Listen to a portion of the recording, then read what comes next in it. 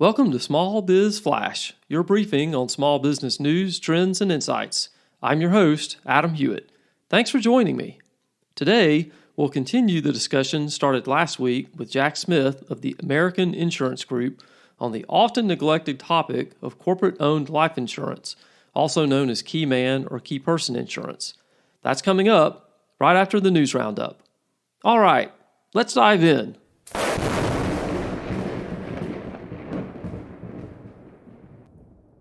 Small businesses are filing for bankruptcy at record high rates, according to new data from UBS and reported by numerous outlets, including Markets Insider. Private bankruptcy filings have far surpassed those even of a peak set early on during the COVID pandemic. The 4-week moving average in late February of this year was 7.8, compared to 4.5 in June 2020. The concerning statistics are from shortly before the collapse of Silicon Valley Bank and Signature Bank, which exacerbated an already stressful situation for small businesses by tightening credit at a time when many sorely need it.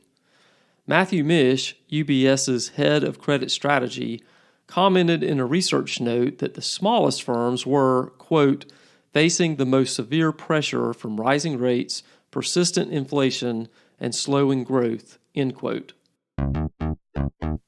For many small businesses, social media marketing is a must, but getting the message out on Twitter just got harder because of changes to the account verification process.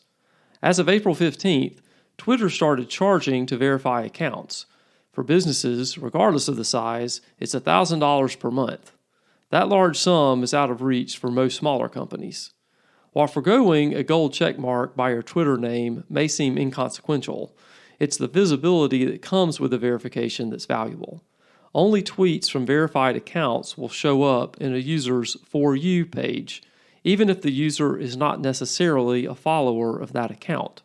Put another way, unverified businesses will no longer have potential exposure to users that do not already follow them.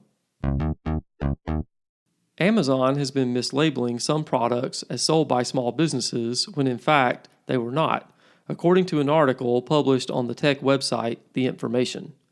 The report accused the e-commerce giant of labeling such goods as a lamp from a Chinese seller and a bottle of Johnson & Johnson shampoo as being offered by a U.S. small business. The article explains that Amazon unveiled its small business badges alongside an effort to get sellers help in a pushback against proposed antitrust legislation. Manufacturing news website manufacturing.net reports that after the original article was published, Amazon removed the erroneous badges.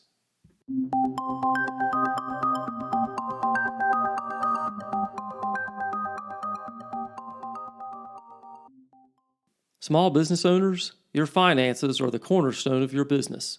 You need the bookkeeping pros at SBS Accounting and Advisors to keep your AP, AR, and financial statements on track. For 16 years, the good folks at SBS have been helping owners like you make better decisions and grow their profits. So go to sbsaccountants.com today to set up a free 30-minute consultation. Use the promo code FLASH to get 20% off your setup fee. Again, that's sbsaccountants.com.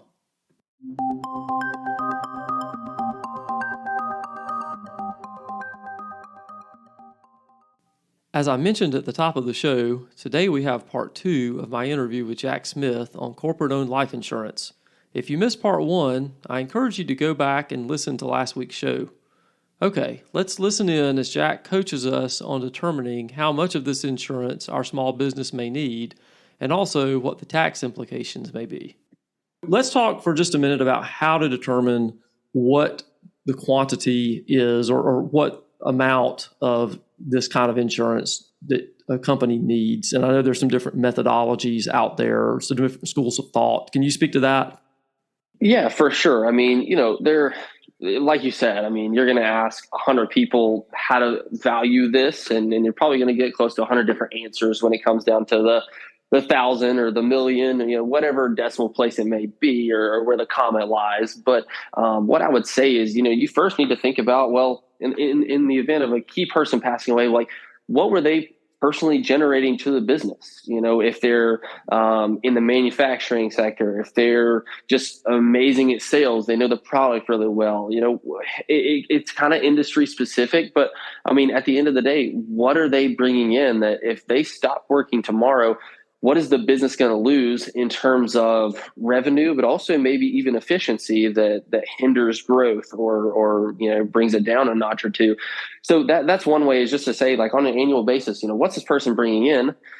Then you also have to think about, well, what's it going to cost for me to replace this person? If they have 30 years industry experience, what's it going to cost if I need to go hire somebody new that has 30 years of experience? Or if I hire somebody new, what does the onboarding process look like? What does the certification process look like? So, I mean, it's very hard to put an exact number on it. But, as you and I were speaking about earlier, one of the things that we always advise is, hey, it's better to have a little bit too much insurance than to not have enough. And so anytime you're going through this underwriting process to get this life insurance in place, whether it be the key man or the buy sell, they're going to want to see business documentation. So they're probably going to ask for your P&L. They're going to want to see, hey, you say this guy's generating $2 million in revenue. We need to see that on paper before we're just going to sign our name to it and say, hey, if this person passes away, we're on the hook for X amount of millions. So part of that is determining the number on your own. And then part of that's going to be working with the agent and then specifically the underwriter to say, hey, how much coverage can you actually afford to give us and how much can we afford to pay for? Yeah, sure. I think that's really wise that, it's not just one factor, that there's multiple factors, and it's really overall, like, what's the hit that the company's going to take from multiple angles if this key person were to die.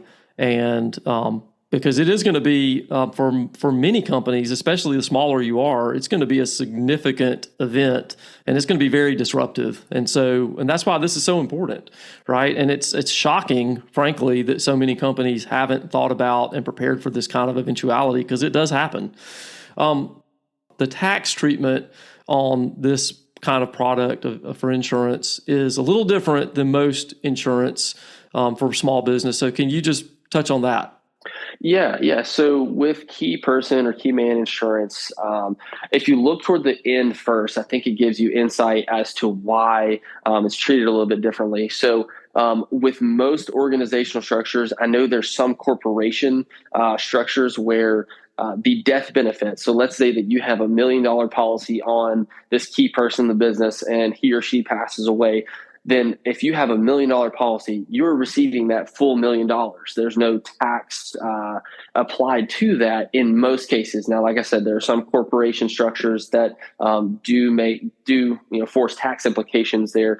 And I would recommend, talking to your CPA, your accounting firm for that full information. But to now go backwards, as you're paying these premiums, whether you pay them monthly, annually, quarterly, however you're paying the premium to keep the policy in force, those premiums are not actually tax deductible. So while it is an expense technically to the company, you cannot expense the premium to lessen your tax liability.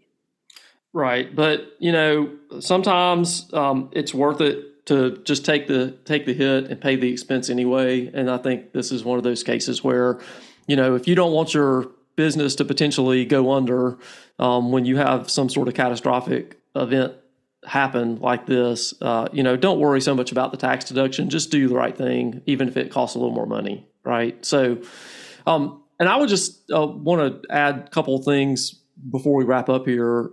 One is that, a lot of times when you're going to get a loan or line of credit or anything like that, or even if you're just getting money from investors, one of the things that you're going to be asked is, do you have key man insurance or key person insurance or corporate owned life insurance, because no one wants to put their money into your business if this is a risk that the business could go out of business because you don't have this kind of coverage. So keep that in mind and be ready to have this in place before you get any kind of infusion of cash into your business. The other thing is that there's another kind of coverage we haven't really gone into, and we don't have time here, but just to be aware that there's also key man disability insurance. And so that's something you may also want to look into as well. So, Jack, before we wrap up, is there anything else that we missed? Or I know, this is kind of a short form interview process, but anything else that you want to kind of touch on before we end today?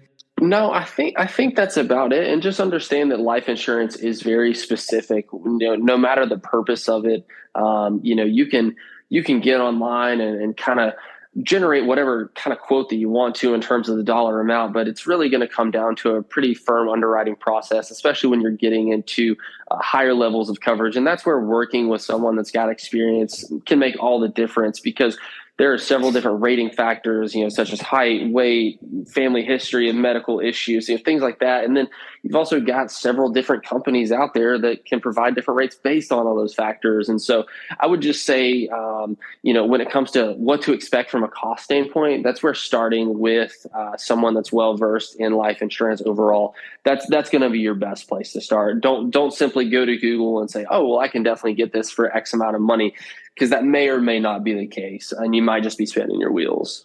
All right. Well, we're going to put Jack's information in the show notes, his LinkedIn profile and his email, and let you know how to get in touch with him. So, Jack, thank you so much for being a guest on the show today. We really appreciate your insight. Yeah, absolutely. Thank you so much, Adam. Thanks for listening to Small Biz Flash. I'm your host, Adam Hewitt. If you enjoy the show, please tell someone about the podcast, and a comment on LinkedIn, Facebook, or YouTube would be great as well.